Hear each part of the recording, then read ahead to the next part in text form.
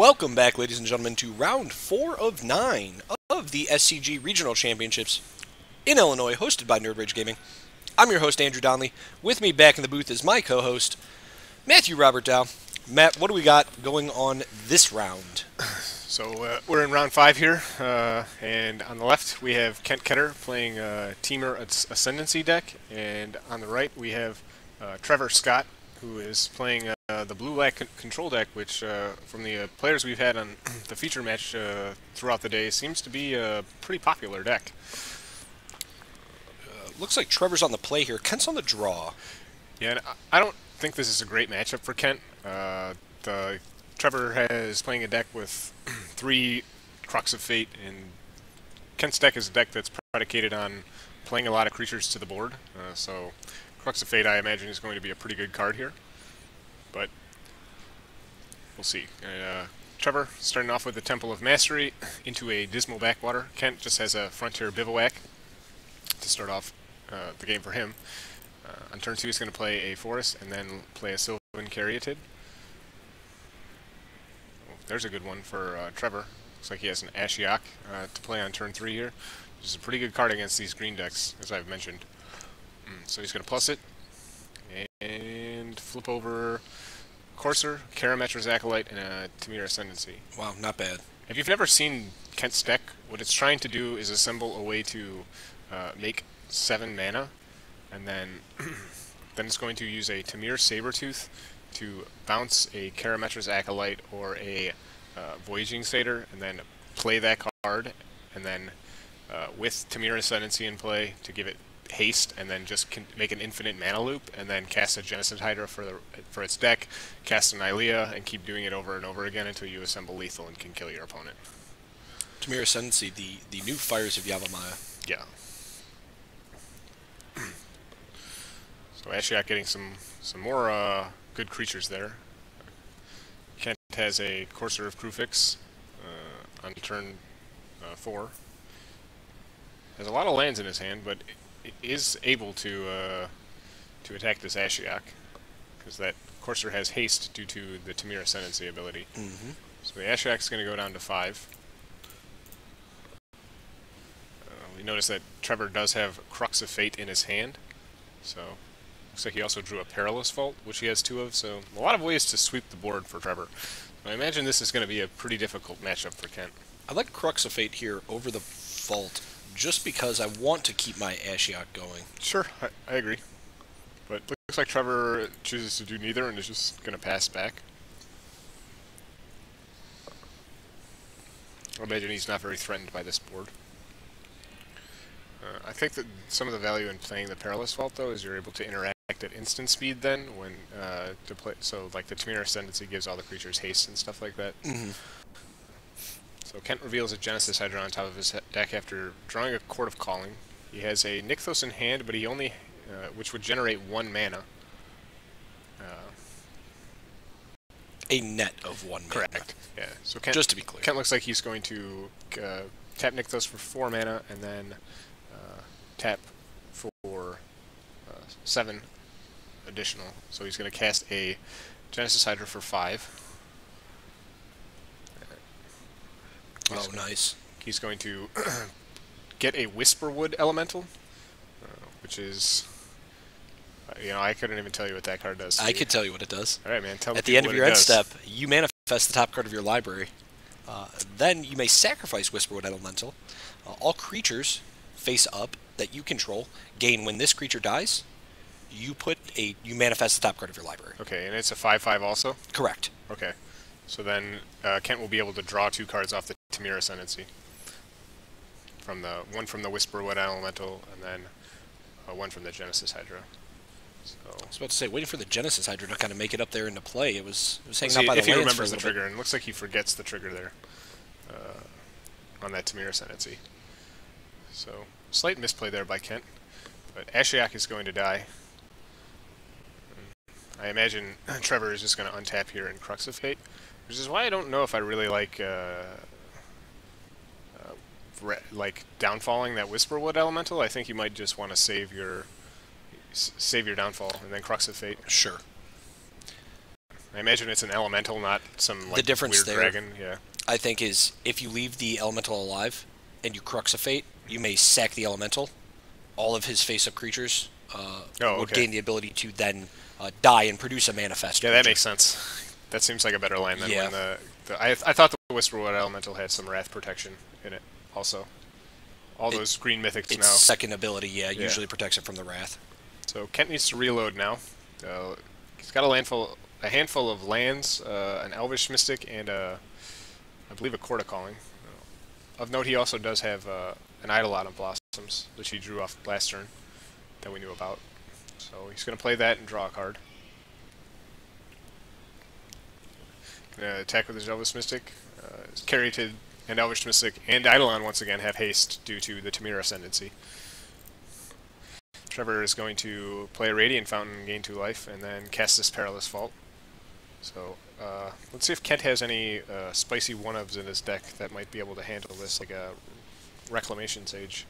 Doesn't look like he does. So I really like the Court of Calling from Kent, actually. yeah, I think it's sweet, especially yeah. in a deck where you just make a billion mana. Yes. Infinite mana. Not only that, but if you search for something big, we see with the Voyaging Satyr in hand, so now he's has the ability to start producing a pretty significant amount of mana, really turning on your Tamir Ascendancy to fullest potential by drawing cards as these big fatties come into play. Definitely, and Kent apparently not afraid of the Perilous Fault, so he plays the Voyaging Satyr into the Perilous Fault. Trevor is sitting on a Disdainful Stroke, so Kent hoping this Court of Calling resolves, but I can't imagine that it will. So I think Kent, if he was able to Court of Calling here, I think is capable of killing Trevor here. Yeah, so I think he could have gotten Tamir Sabertooth and killed him, but unfortunately that's going to get Disdainful Stroked, and then Trevor's just going to Wrath the board with Perilous Fault. And now that was the interaction you were speaking of between Tamir Sabertooth, Voyaging Satyr, Correct, yeah. and the Ascendancy. Yeah, he'd have, he has, when he Court of Callings, he has a ton of mana from the Nykthos, and he can just, he can bounce the Voyaging Satyr, play it, untap the Nykthos. His Voyaging Satyr has haste and do it infinitely. So Kent's stuck on a bunch of lands in hand. He has a Nykthos, I think, in his hand, but Trevor also has only a Polluted Delta in his hand, so these players are playing off the top of the deck. I think Trevor's deck a little bit more powerful than Kent's off the top of the deck, just because Kent has a lot of dead cards, and Nylea's Disciple, Karametra's Acolyte, Elvish Mystics, Satyrs, stuff like that. Caryatids. Another land for Kent. Another land for Trevor. And this is kind of the back and forth between these two decks. I mean, the blue-black control, very reactive, doesn't really play a lot of ways to progress its board state. In the Tamir Ascendancy deck, I think Kent stayed with a fairly good opening. It was aggressive opening, and he just ran through his try to assemble my combo, fail at assembling my combo, get board wiped. Interesting that Tamir Ascendancy does not have the Fires of Yavimaya quality to pump your team, which I think is kind of lacking in that card. So it looks like Trevor drew a Dig Through Time here, which is probably the best card that he could draw in that situation, outside of like Ugin or Pearl Agent or just something to get the game over with. But Dig Through Time should be able to... No, it's a Disdainful Stroke, my bad. So he is looking through Dig Through Time so that he can find those cards to get this game over with. If not, he's on a 17-turn clock.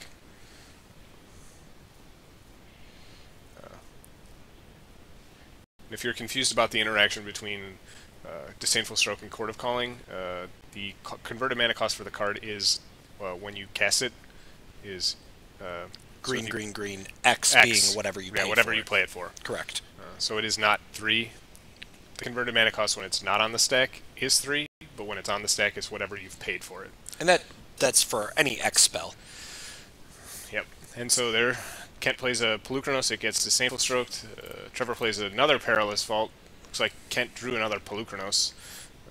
So plays that other Polukranos, and Trevor draws another land. So I imagine Trevor is going to crack this Perilous Fault, since he is now on a 3-turn clock, sure enough. See if Kent drew another spell. He did. It's unfortunately just another land, essentially. And Trevor draws a Thoughtseize, so both players not drawing very well here. Kent looks like he drew a Court of Calling, which is an excellent draw, as it allows him to pretty much get any card in his deck, any creature in his deck that he wants. Pearl Lake Ancient for Trevor. Ooh, that's a good one, too. Trevor really just needs a way to get this game over with. So interesting, Kent decides not to cast the Court of Calling, which I guess makes sense if he's looking to primarily assemble the combo, as opposed to just finding another big beater to get. Well, there's the Tamir Sabertooth, so you're almost there. The problem is you still need Tamir Ascendancy to Correct. make this work. Yeah, and one of them is already gone, and he only has 2 in his list, and he doesn't have a way to tutor for it. Whereas the Court of Calling, he can tutor for. Right now, he can tutor for the Voyaging Satyr. I'm surprised we didn't see a Thoughtseize from Trevor last turn. Kent only had 2 cards in hand, but it's worth double checking. We'll see the. Yeah, I don't think I would have cast the Thoughtseize there. I mean, he's not. If he can play any spell in his deck, you'd figure if he drew a spell that was worth playing, he would have played it. Sure. But he does have a ton of mana, so there might be value in just seeing what's up. Of note, though, Kent can just make an infinite blocker right now. Although, Ooh. I mean, like, he can just bounce this and then replay it. Sure. So, yeah, I don't really see the point in doing that for Trevor. So, bounce it, make that guy indestructible, and then cast it again. And like I said, this Elvish Mystic now essentially has Vigilance, although Trevor is going to dissolve it. So, really wants to not have that Elvish Mystic continuously block his Pearl Lake Ancient, which is one of the downsides with that card, is that it doesn't have evasion. Where like Aetherling had unblockability, Yeah. This can just be chump blocked ad infinitum. I will tell you, I always forget that Pearl Lake Ancient does not have flying. I look at the card and just assume it flies. Yeah, it looks like it flies. It looks like it does. But another Radiant Fountain there for Trevor, going to 18. He drew a Hero's Downfall for the turn, which should be able to take care of that Tamir Sabertooth. So Kent going to give his Tamir Sabertooth indestructibility, and then bounce this guy. Kent, I imagine, going to fetch and In bounce response, the Caryatid again, yeah. and give this guy indestructible again. Boy. So Tamir Sabertooth is, yeah, It's pretty good card. Yeah, it's interesting. I mean, definitely so. Did you have that as one of your green standard picks, Tamir Sabertooth? I may have. Ooh. So now Trevor is going to Thoughtseize away the Sylvan Caryatid, I imagine. Although Court of Calling essentially represents another creature also. So, yep. Kent going to continue to be able to roadblock this Pearl Lake Agent, but I imagine at a point Trevor's just going to stop attacking, which, to be quite honest, benefits Kent, since Kent is hoping can also just kill him by comboing him. So there's the Caryatid we knew about. Kent still on 2 lands. This time he has a Yavimaya Coast and a Nykthos. Trevor draws another land. Luckily for him, one of them is a Temple of Malady, so he's going to be able to scry and going to keep that one on top. I mean, there's just no value in attacking. You're letting Kent chip in for damage every time you attack. So Kent draws a Voyaging Satyr, so now he really just needs the Tamir Ascendancy piece Once of again, the combo. yeah. Well, I wouldn't even call that Tamir Sabertooth chip damage. I mean, that thing's hitting for 4 a turn. It's definitely significant damage. Ken also does need 3 more devotion. So another Scry land. Ship that one to the bottom. I didn't see what. Okay, so there's the Bile Blight. Now that is finally sequenced correctly, and now we'll be able to get in for some damage. So he's going to attack for 7. Kent choosing not to block, then fetching, going to 7. Got to be careful against the Pearl Lake Ancient. Yeah, definitely, but he still has 2 more Tamir Sabertooth in his deck. Whisperwood Elemental, I think, would also be good here. Court of Calling. Although he's out of Court of Callings, I believe. He had 1 countered and 1 Thoughtseized. I can only imagine a Whisperwood Elemental in this combo deck. I mean, it seems like it just supplies so much. Yeah, Whisperwood Elemental I think is probably the best manifest card in that it's like a creature, and you can play it in creature decks, and so you can, when you manifest, you can hopefully always hit a creature. Mm-hmm. That's a problem I think with a lot of the manifest cards is that they're spells, and so to manifest you need to play spells, but you actually just want to play creatures. Right. And so Kent's going to scoop it up there, and Trevor Scott going to take game one. And what we thought was a pretty favorable match, I thought, for the blue-black control deck. Although Tamir Sabertooth proved to be kind of a problem. Yeah, it was interesting the way it could set up blockers against the non-evasion giant body of Pearl Lake Ancient. Correct. But Perilous Vault, I think, there was the all-star.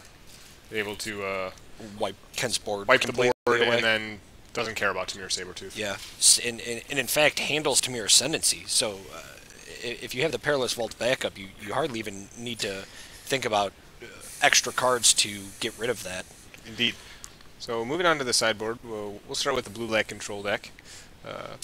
In Trevor's sideboard, he has 1 Aether Spouts, 1 Pearl Lake Ancient, 1 Silence the Believers, 1 Disdainful Stroke, 1 Tasigur, 4 Negate, 2 Nullify, and 3 Drown in Sorrow. So here I think I like the Disdainful Stroke, Silence the Believers, probably some Nullifies, 2 Nullifies I think I like. I'm not a particularly big fan of Drown in Sorrow here.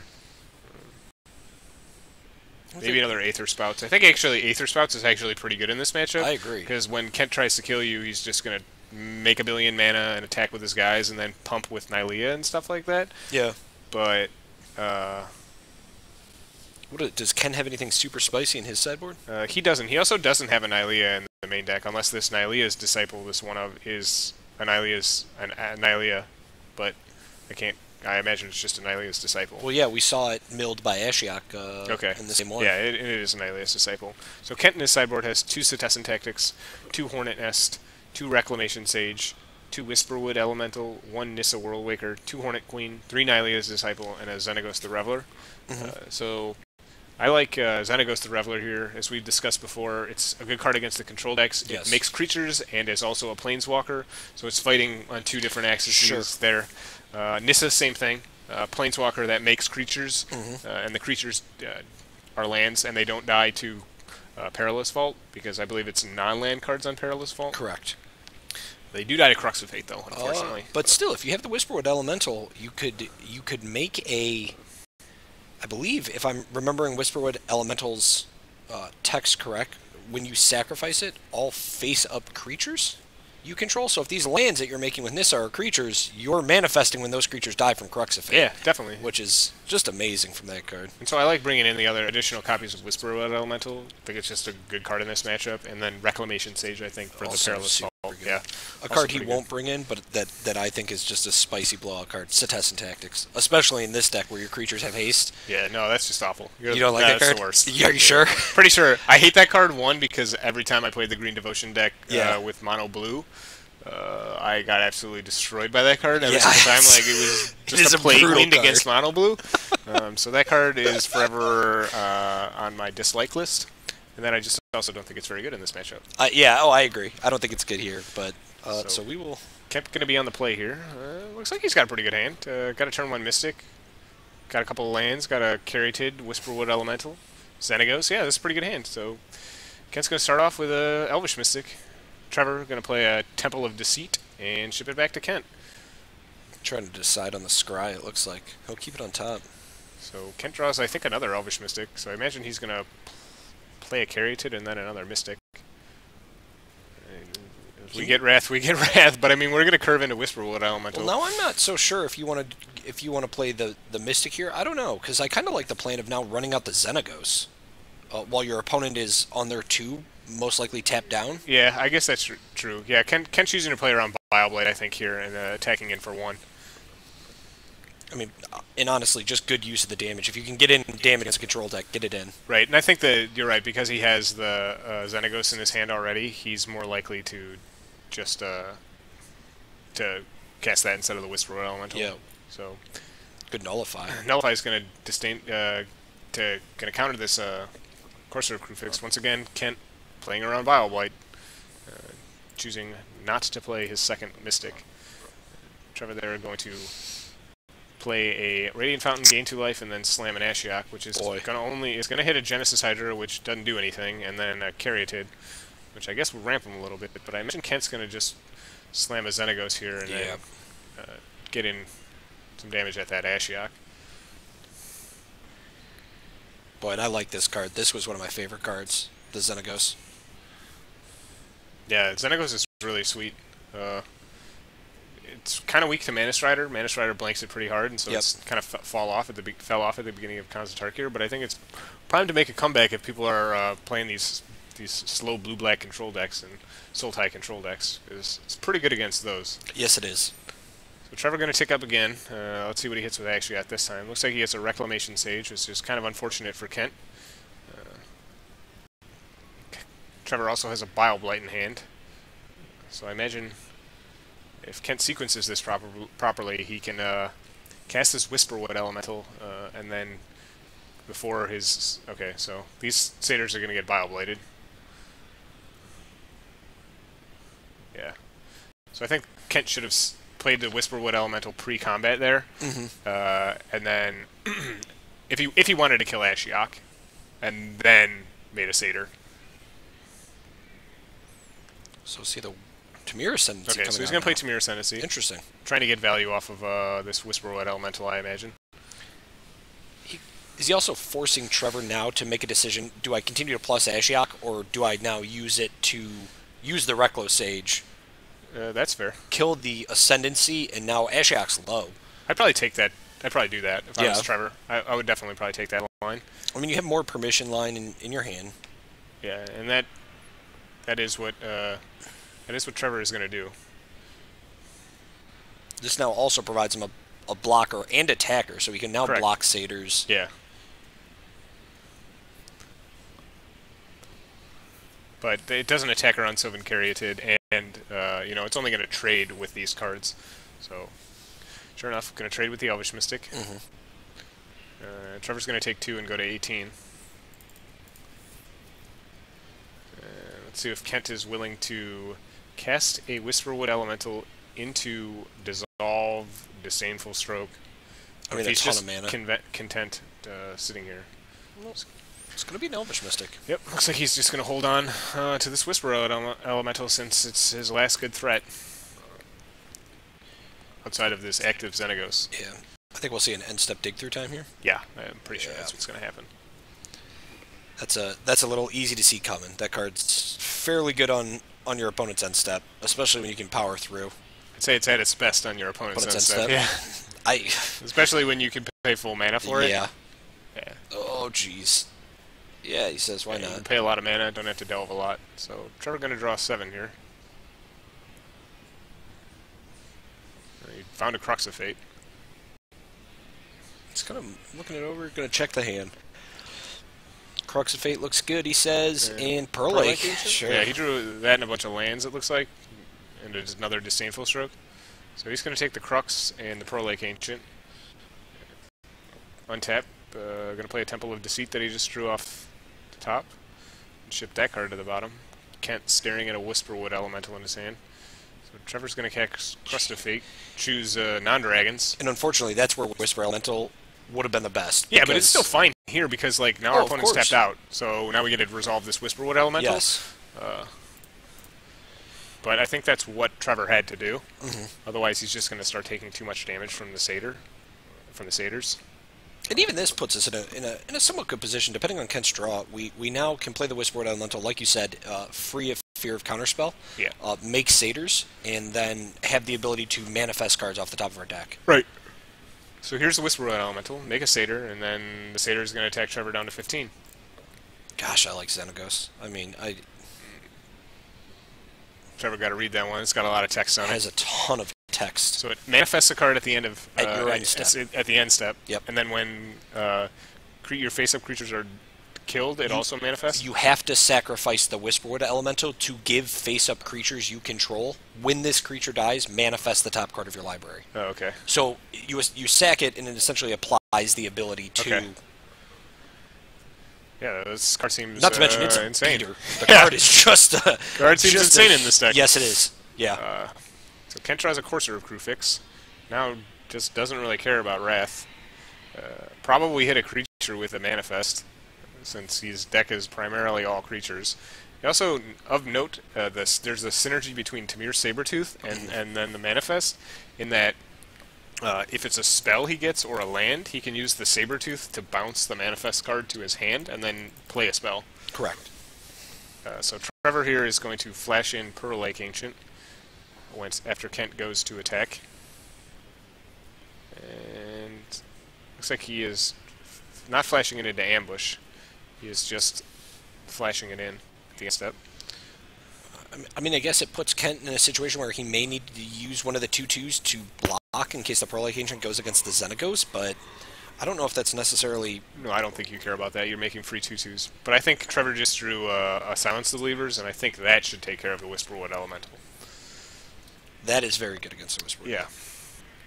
But, like I said, Ken has a bunch of Manifest cards, and, you know, chances are that one of these... He has, I imagine, 4 Whisperwood Elementals in the deck right now, and, you know, one of these face-down cards could be a... be another Whisperwood Elemental. And that's what we saw last Friday when Joe Lissette and I were in the booth. I mean, when the gentleman played a Whisperwood Elemental, manifested the card he manifested turned out to be another Whisperwood Elemental, which he then morphed. Sure enough, there's another yeah, Whisperwood. So now here we the go. First one, yeah. And this is where you start getting into a situation where things just get ridiculous. Of note, though, Trevor does have 7 mana to strive this. That's a word I was looking for. Strive the Silence Sure. of Believers.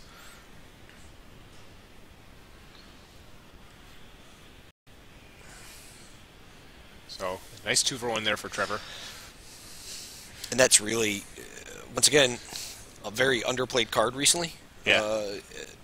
In the black removal, and this is just what a great way to pick off these powerful cards. So he's looking to sacrifice. Now, is the text when this card would leave the battlefield? Correct. Okay. So, or is it when it dies? But even still, when it dies, Kent can just sack it. Yep. Yeah. So we'll see what Kent found off the Manifest, but he's facing down this Pearl Lake Ancient, which is road-blocking him, although he is being able to make 2/2 Satyrs every turn from Xenagos. And Trevor's hand is just two counterspells, so not very good at answering... Counterspells not very good at answering things that are on the board. Yes. So Kent has a Courser of Krufix in his hand, and looks like a bunch of other spells.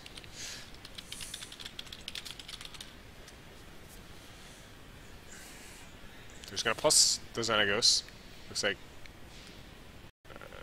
make some mana. Your 1, favorite. 2, 3, 4. Yeah. I mean, so I can't tell if he plus that.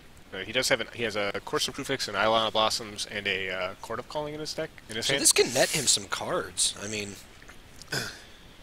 yeah, no, he's just gonna make a Satyr and then bash in there with. So he's gonna convoke for. Looks like 5. Get a Whisperwood Elemental. Yep, card's pretty good. Yeah, we very decided strong. It's pretty good.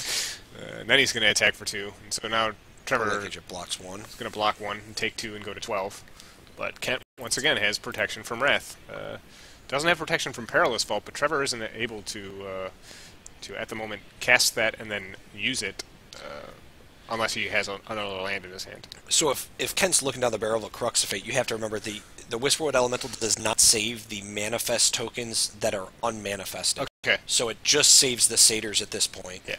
But still, that's pretty good. It's very good. Yeah. And all the more reason to play Xenagos, I mean. Right. Trevor drew another land here, and things aren't looking very good for him. He's, like I said, he has counter spells in his hand, and those aren't very good at fighting a board. You're willing to make trades in that situation. Your Pearl Lake Ancient attacks, I'll sacrifice my manifested Elvish I'm willing Music to as a get block. rid of the free cards that I got, yeah. That my deck is making. Right. So Kent has lethal, I think, here. Trevor just sitting here staring at... Hit the reactionary spells. Whispered Elemental, not going to No, because he can pick up the Pearl Lake Ancient and then replay it and block. Yeah. So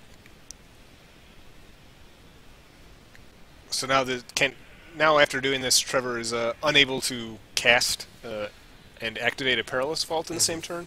So he is out. I don't really know what he could have here. So he's going to block that manifest, which is just a forest in this case.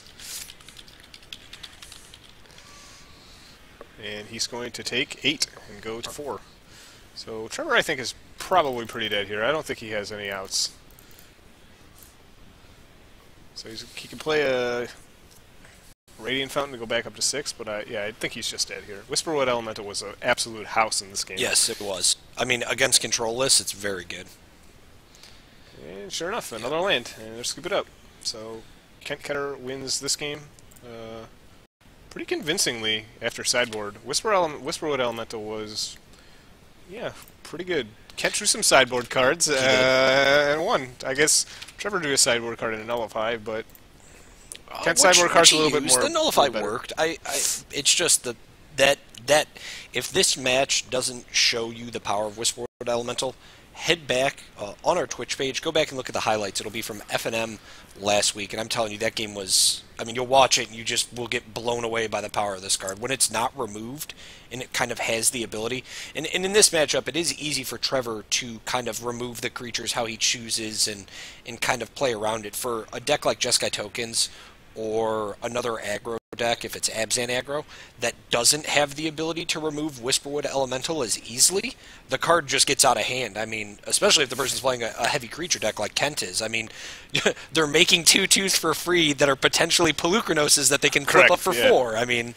Or another Whisperwood Elemental. Or another Whisperwood Elemental that's now making more 2/2s. I mean, it's just belligerent. I mean, even in the case of Trevor, where he's able to like pick and choose what creatures he wants to kill, Kent still just manifested a million guys. Yeah, getting free cards is always pretty sweet, even if they're just grizzly bears. Correct. So, I mean, that alone, and I think just the combo with... Because normally in a card you'd think, and this is kind of just talking about Magic R&D in general, a card like Whisperwood Elemental with its secondary ability, 9 out of 10 times looking at an ability like that, you'd think they may refrain from allowing tokens to do it, right? You know, you see that sometimes, tokens, creatures don't gain this ability or whatever. Whisperwood Elemental says, I don't care, all your face-up creatures, they gain this ability to replace themselves with manifested 2/2s. Right.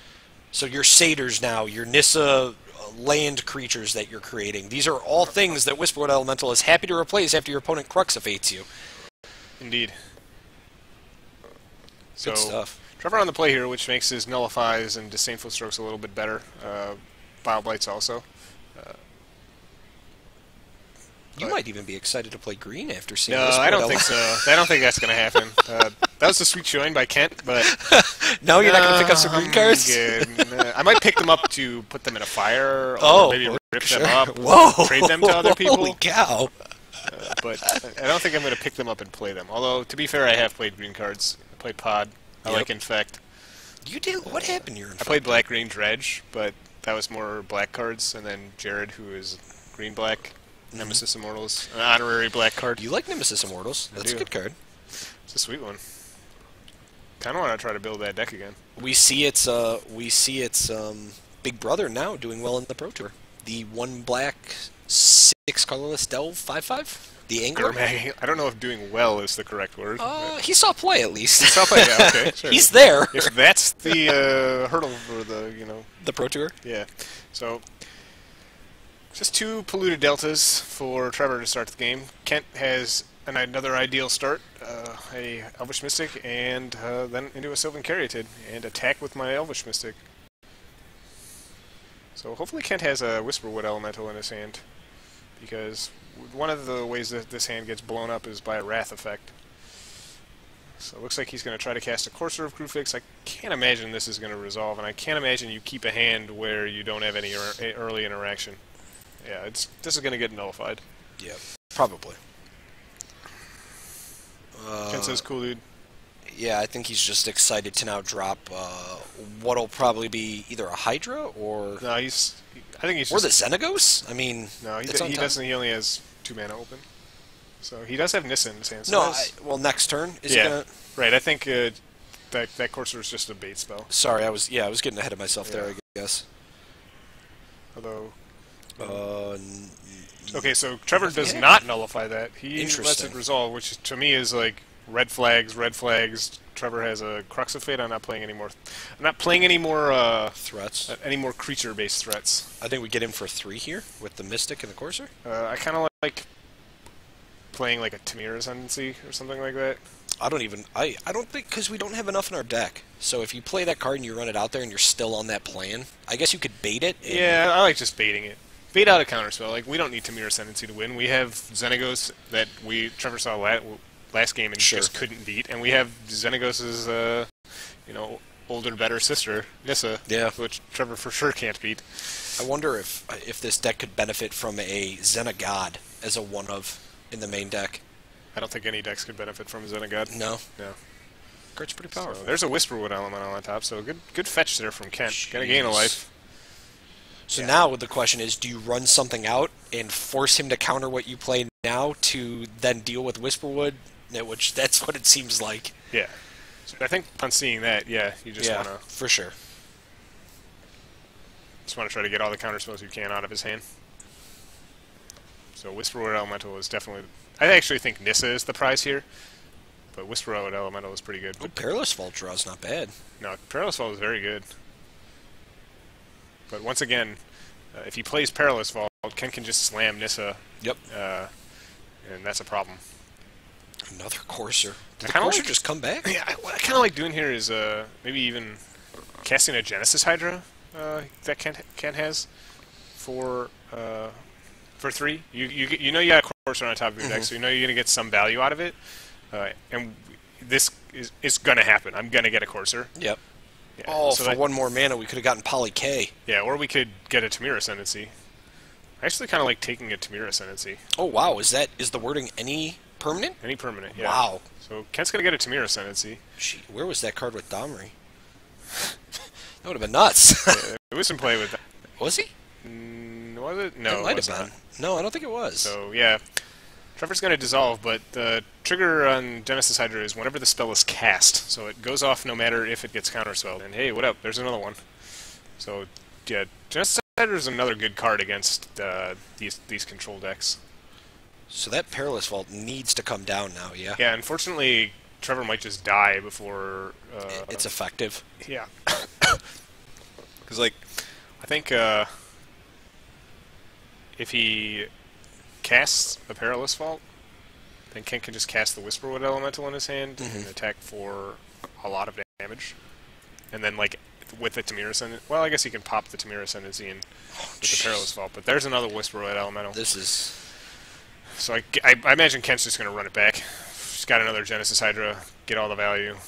It's got haste. It's going to draw me a card if he remembers the trigger. It's going to give me an Eidolon of Blossoms to draw me a card. Jeez. It's going to put a Reclamation Sage and I think another Genesis Hydra there back into his deck. But hopefully he remembers here to draw a card, because he forgot last time. Off the Tamir Ascendancy trigger? Yeah. Sure enough, draw another Genesis Hydra. Wow. Seems good. And shows a Blue Kronos. I'm okay with that. Yeah. So I wonder if Trevor has Nullify here. I think he has to Nullify. Well, he has to do something because he's dead right now. He hasn't. What was the last spell he cast? The Dissolve targeting the other Genesis Hydra, correct? Yeah. So just nothing. He hasn't. Right. He goes to anything? 1 here if he doesn't do anything, but he's going to nullify the Genesis Hydra, and then he has to Heroes. I'd imagine he has to Heroes Downfall something. Although I guess he's just going to wait, and he's going to take 5 and go to 5. So right now Kent doesn't have to do anything, and Trevor has to do something. So I'm pretty sure Trevor is going to lose this game. He's got 2 Dig Through Times in his hand, a Perilous Vault that I think he probably should have cast earlier instead of holding on to it. Yeah, and right now he's just dead. Ken has a ton of gas in his hand, and he has lethal on board. So Kent going to cast another Genesis Hydra. That card plus Tamir Ascendancy is nuts. Yeah, oh, it's ridiculous. Yeah, Trevor's going to show him a handful of spells, and Kent just too aggressive for Trevor to handle. Oh, boy. Couldn't cast all those expensive spells. But I do think if he had cast a Perilous Vault a little bit earlier, Yeah. He would have been in a little bit better spot. But just holding onto the Perilous Vault and like holding up your counter magic when you're already facing a board, Yeah. just doesn't seem like the correct line to me. He had a deer in the headlights almost look as Kent was running through all these spells and playing these creatures. He had some permission spells, he had some removal spells. He just wasn't casting anything. I don't know if he didn't quite see the right targets he wanted, or just couldn't keep up with the raw draw power of Kent's deck. Yeah, I think some of it might have also been like he misplayed by just like passing with Dissolve mana up when he knew Kent had a Genesis Hydra. Sure. And then from there, things just started for him to start to spiral out of control. Maybe he went on tilt a little bit, and yeah, he just didn't play very well from that point on. Well, I mean, definitely an interesting match. All the guys in Twitch here who were shouting for Kent Ketter. There you go. You got to see old Kent Classic Ketter on some feature match stream. Yeah, beating a deck I don't think was a very good matchup for him, but I don't think so either. In looking at the power from Kent's deck, in all honesty, it makes me just want to play a mono green deck. Splash Tamir Ascendancy. I mean, post sideboard, I think Kent's deck is almost better. Yeah, I mean, Kent's deck was sweet. And it is essentially just a mono green deck splash Tamir Ascendancy. Right. Yeah, this deck is sweet. Well, and I hate green decks, so let's take a quick look now at our green picks that we have. So you can see our green standard playmakers there. Up above, we have all the cards that see the most play out of green standard decks percentile-wise. So you've got Corsair, Crewfix, Hornet Queen, Sylvan Caridid, and Heir of the Wilds. All nasty beaters in current standard stuff. Save for the Caridid, who's probably one of the best mana dorks that we've seen in a while. Yeah, it's just a Utopia tree with upside. Yeah. Now, Matt, what's that in your bottom corner there? Oh, Is man, that there it is. Whisperwood Elemental. I called it, man. I wanted to see it, and I got to see it. And that was something you liked. It was fantastic. Huh? It was a great card. I got to, like I said, I got to see it earlier in the week, and I thought it was an amazing card too. I think that was a solid pick. Yeah, I did not know it was a 4/4. I thought it was a 5/5. So, but still, I'll take it. It was great either way. Even if it was. So what's your other one there? Is that so Wild Call? Okay. I like Wild Call. I think it's probably pretty good. It's a 2-drop on 2. It's a 3-drop on 3. It's a 4-drop on 4. So it's like a card that you're always like on curve with. Yeah. And then if you hit a creature, it's just bonkers. Like, it's just manifesting creatures is just insane. So I think I've seen once, and it was in Sealed, a Wild Call into Hooded Hydra that panned out pretty darn well. Yeah, I don't imagine losing from there. No, the man won pretty heftily off of the back of, I think, close to 10 snake tokens. Yeah, it was very good. My cards, probably not as good, though a card that I would have liked to have seen in Kent's deck today, See the Unwritten, which I think probably could have fit well into this setup that he had, especially since Tamir Sabertooth, if I'm not crazy, is in fact a 4/3, correct? It is a 4/3. You are correct. So it can proc your Ferocious here and See the Unwritten, and potentially get you the cards you need to then just combo off, or at least get you your Courser and Voyaging Satyr or X card Eidolon if you're attempting to draw. In all around, it's just a card that reminds me of Summoning Trap, an old card of mine that I loved. Yeah, I think it's definitely a good card. I don't know if I like it in this deck so much, just because you can hit a lot of air. But I think in a deck without Tamir Ascendancy, in a Green Devotion deck, I think the card is awesome. Yeah.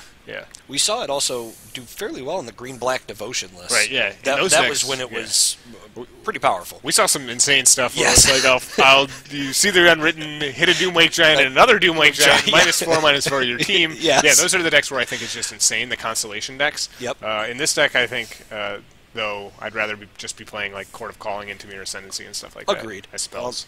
Unravel the Aether, a sideboard card that was really popular. People were really excited for it when it was spoiled. They looked back to the Deglamour days. This is a card that I think a lot of these green decks should be playing in their sideboard. I mean, your opponent taps out to play a Perilous Vault. You unravel the Aether, the Perilous Vault away. I mean, that's a card I once again, or maybe if these sieges are starting to see more and more play, this removes your problems for a turn at instant speed. Yeah, it does, and it is nice, I think, especially as an answer to Perilous Vault. The question is, do you want to be playing like more creatures with like Reclamation Sage, or do you want to play Unravel the Aether, which is cheaper in an instant? So I think it's also a good card. It's nice to be able to like Unravel the Eighth or somebody's Corsair of Crewfix if it reveals a card you can't currently beat. You can Sure. be like, okay, I'm going to unravel your Corsair, you're going to shuffle it back in, and then you're not going to be able to draw that card. Yeah. So another card that I do think is definitely a good card, and I believe somebody has had it in their sideboard. Sideboard list. But we didn't unfortunately get to see it Okay. play for you. So That's all right. Sorry, buddy. I think they're great cards. At least we got to see your pick, so I think we're 1-1 now as far as picks. No, I think I got more. I think I got. Really? Yeah. No. Because I had Monastery Siege, you have Whisperwood Elemental. No, you didn't have Monastery Siege, man. You had Citadel Siege. Oh, I did it. What was my blue pick? Have we not done blue yet? Yeah, we did blue. We did do I blue. don't remember what blue is, man. That feels like it's been an eternity. Oh, no, I had Clever Imposter and Curious Spell Snatcher. All right. So you're one up on me? Is that what it is? Yeah, I think. I think we've only seen one. All right, well, we only have 5 minutes left here in, what is this, round? This is round 5. This is round 5. We're coming right along. now. We are coming along. We still have 4 more rounds of Standard, guys, so make sure you stay tuned. After that, we have it cut to top 8, and you'll want to stick around with that just because there's a lot of good players here. I mean, you've got Kent Ketter, Matt Hoey, Peter Tragos, Jeff Hoogland, Adrian Sullivan's here. I mean, there's a lot of big names. So, you know what, guys? Stay in Twitch chat. Talk to us. We'll be back in a little bit.